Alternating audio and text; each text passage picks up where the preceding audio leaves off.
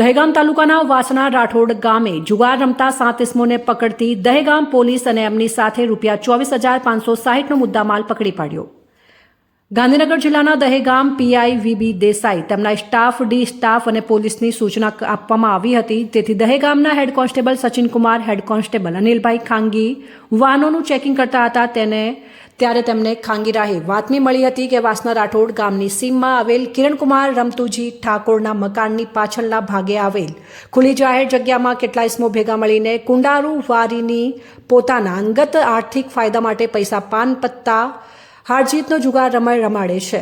જેવી બાકી બાતમી હોવાથી આ જગ્યા ઉપર ઓચિંતા તાટકીને 7 જેટલા ઇસમોને ઝડપી પાડ્યા હતા અને તેમની સાથે પોલીસે કુલ ₹24,560નો મુદ્દામાલ પકડીને જુગાર ધારાની કલમ મુજબ આગળની કાર્યવાહી હાથ ધરી છે।